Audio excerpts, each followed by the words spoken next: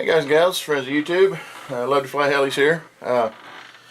Just wanted to do a little quick comparison and review of the HeliMax Form 500 quad and the new Traxxas Aton Plus quad. I bought both of these, got the HeliMax first. I've flown it about 10 times. It's pretty good for the money. It's not a bad deal. I mean, it's not neither one of these are going to be a Phantom or 3 or anything, but for the money they're pretty good quads, and they do a good job for what I'm doing. So anyway, let's start with the HeliMax. Excuse me. It comes set up right out of the box, ready to fly. The only thing you need to do is calibrate it, and each time you fly it at a different spot, you need to recalibrate it. So, and that entails setting it to calibration. You got to rotate it around this way 2 complete times, and then you set it on its nose and rotate it around 2 complete times, and then you do it backwards, end over end, 2 complete times, and then you take it out of the calibration mode, and it's calibrated to that spot. It'll come back and land within 2 or 3 feet where you took off. It flies really nice.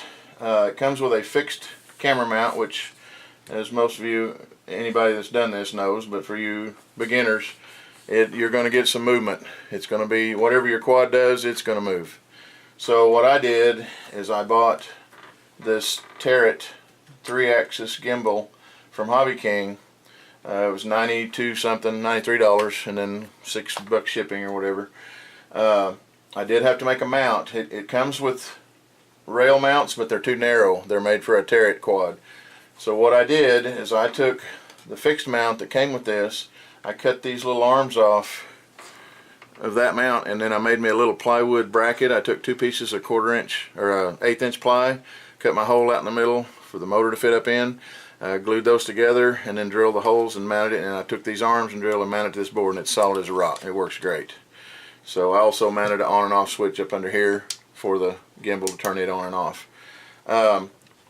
It works very well. The only drawback I've had with this, during July they had a sale on this. You buy it and you get a free battery and a little adapter, and it come with the regular battery is a 5,000 milliamp 25C. The free battery was a Hubsan 4 X4 25C 7,000 milliamp hour battery. I bought this quad. A few days later, my friend Bill bought 2 of them, and the first flight, maiden flight, this thing acted weird. Wasn't very stable. I wasn't impressed with it at all.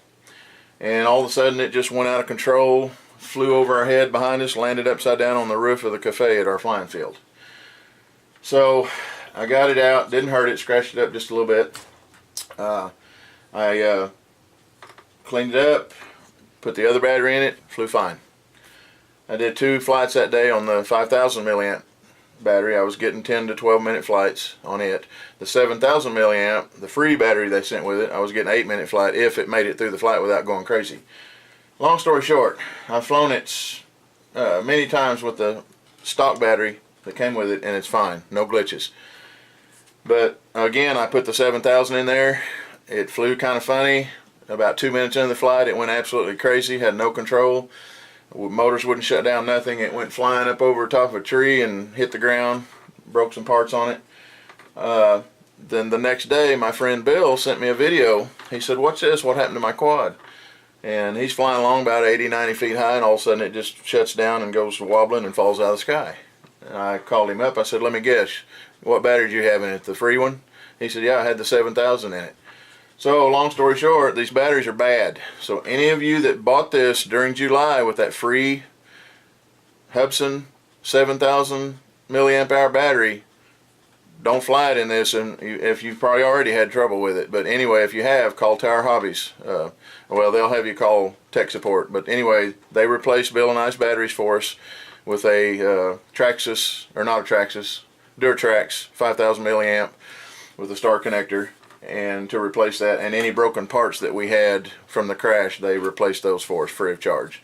So they stand behind their product. But if you got that free battery, it's a Hubsan X4 we would highly recommend not using it in an aircraft, maybe a truck or something on the ground.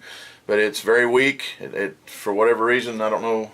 We didn't actually go into details checking the voltage and stuff, but it's something's wrong with them, and it's causing these to crash. Bill and I have both flown 10, 15 flights now with the 5000 battery, and we haven't had a problem. It flies great. So it's $299.99 at Tower. It's well worth the $300 for this thing. So especially if somebody just getting into this like I did. I've been kind of watching a lot of stuff, and I just decided to get into the quad and the video that everybody's doing, and I'm having fun with it. It's a lot of fun. Anyway, there's that on the HeliMax. Oh yeah, these blades, it comes with black blades. I ordered these yellow blades for the front from Hobby King. They only have these in stock in their international warehouse. I forget what brand they were, but anyway, just look up 12 by 4.5 quadcopter blade or drone blade, and you'll find them. They have them in red and yellow, gray, I think blue or something like that. But anyway, they are exactly the same exact measurement, same pitch, same weight. The only difference is the black ones have a countersunk head up here for the nut. These don't. So you just take the nut out of your black props, put a washer on here. Anyway, they're the same exact weight and everything. This thing flies like a dream with them. So if you want to change up your front blades, and like I did. But anyway, there's the HeliMax. Now, I bought this last week, and it's the Traxxas Aton Plus. The regular Aton comes with a 3000 milliamp battery, and it doesn't come with the long feet or the gimbal. The Aton Plus comes with a 5000 milliamp hour battery, and it comes with a 2-axis gimbal. This thing flies fantastic. I like both of these quads very well. The one thing I do like better about the Aton, or Aton I guess is what it is, Traxxas Aton, it calibrates itself. It takes about a minute, about 60 seconds for it to link up and everything, but it calibrates itself. So you don't have to do all this twirling and twisting every time you go somewhere. It said in the manual, the only time you need to recalibrate it is if you crash it. And then you hook it to your computer and recalibrate it. But anyway, it's all calibrated. I've flown it in different places. It flies fantastic. Got the return home feature just like the HeliMax. Reads off satellites. Very easy to use, ready to fly right out of the box. The 2-axis gimbal, what the difference is on that, the 2-axis gives you, let me get it down here where you can see it. 2-axis only gives you rotation this direction and this direction. The 3-axis gimbal gives you rotation up and down, sideways, and around like this. The 3-axis is better, especially if you're gonna this turret. You can actually hook that through here to your radio, and you can actually manually control it. I don't have it hooked up like that. I've just got it on. But the 2-axis, that's really the only difference, is the sideways motion. It works really good. I did have a problem. My videos are coming out shaky and vibrating every now and then, just not the whole time, but most of the time. Even sitting there idling or hovering, it'll just do this. I just got off the phone with Traxxas a few minutes ago, and they said it's a bad gimbal, and they sent me information to send it in to them, and they're going to fix it or replace it. So wasn't a bit of problem there getting that done. This one is $419.99, but it comes with the 2-axis gimbal.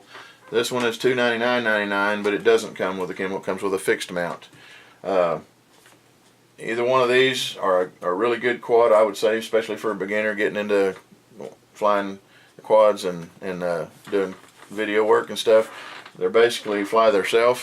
If you've never flown one at all, I would recommend having somebody there by you that has a little bit of experience, just to show you how it works and everything, because you got to make sure everything links up and your satellite and all your green lights are on for a go before you fly it.